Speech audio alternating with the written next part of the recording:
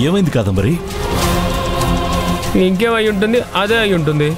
అదే అంటే నానా ఈయనేం మాట్లాడతారో ఈయనకి అర్థం కాదు, వదిలేయండి. చాలా పెయిన్ గా ఉందమ్మా, నొప్పి భరించలేకపోతున్నాను. ఊరుకో, వచ్చేస్తారు డాక్టర్, ఓపిక పట్టు. అమ్మా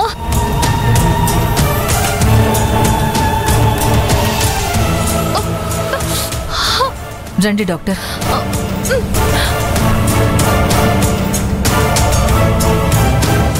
ఎక్కడమ్మా పెయిన్? ఎక్కడా?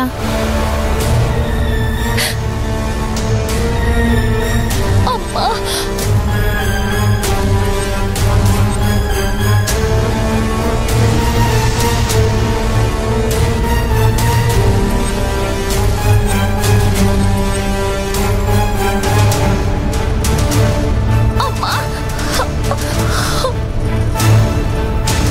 ఇదేమైనా అపెండిక్స్ పెయిన్ అంటారా డాక్టర్?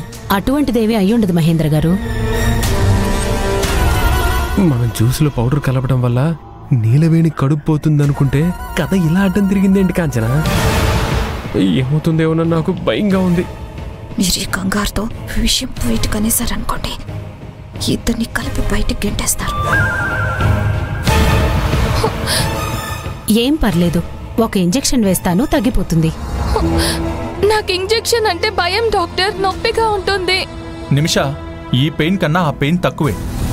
మేడం, మీరు ఇంజెక్షన్ వేయండి.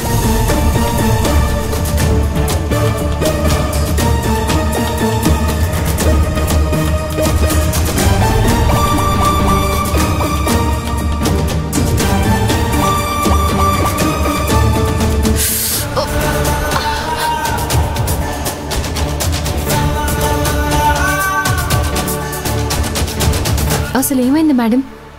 ఫుడ్ పాయిజన్ అయినట్టుంది. ఏమైనా తినిందా? అది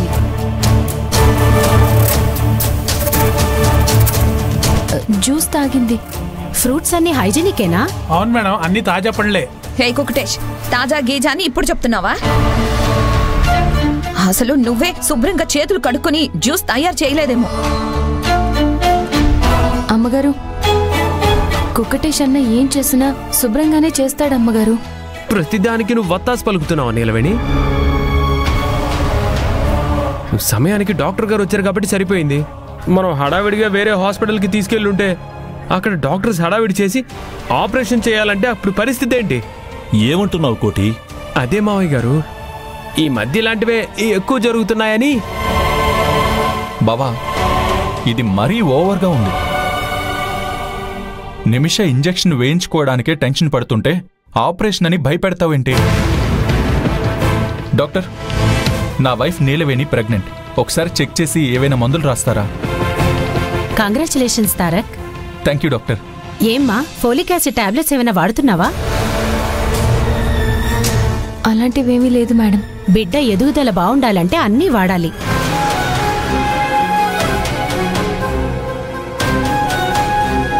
మా ఇంట్లో డోకా ఏముంటుంది మేడం, తన హెల్త్ అంతా బాగానే ఉంది.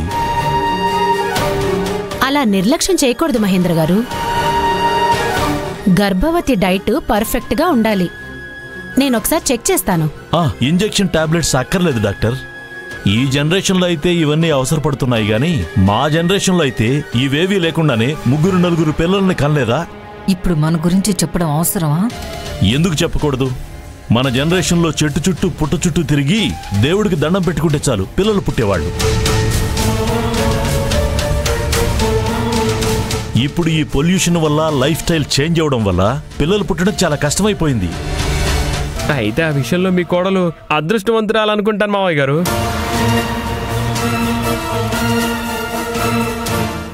పెళ్ళై సంవత్సరం తిరగకుండానే కడుపుతో ఉంది.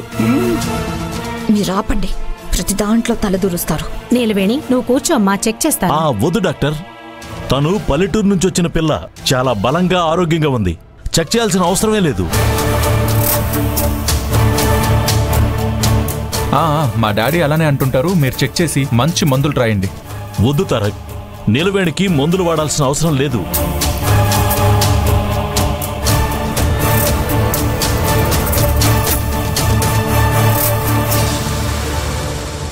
అయ్యగారు, మీ రోజులు వేరు, ఈ రోజులు వేరు. అలా చేస్తే చేదత్వం అనుకుంటారు. నీకేం తెలీదు, ఊరుకోకు కుటేష్. చెక్ చేస్తే మీకు ఖర్చేం అవ్వదు మహేంద్ర గారు. నేను ప్రెగ్నెంట్ లేడీస్కి ఫీజు కూడా తీసుకోను. కావాలంటే మా నిమిషను చూసినందుకు డబుల్ ఫీజు తీసుకోండి. బట్ మా కోడలు మాత్రం చెక్ చేయాల్సిన అవసరం లేదు అంటున్నాను. మావయ్య గారి మాటల్ని బట్టి చూస్తే ఈ డాక్టర్ మీద మావయ్య గారికి నమ్మకం లేనట్టుంది.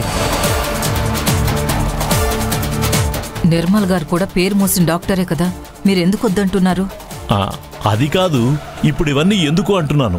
కాదంబరి గారు, మీ ఆయన కంగారు చూస్తుంటే నా ప్రాక్టీస్ మర్చిపోయేలా ఉన్నాను. మీకు తెలిసిన డాక్టర్తోనే చూపించుకోండి, నో ప్రాబ్లం. నేనొస్తాను. పదండి డాక్టర్.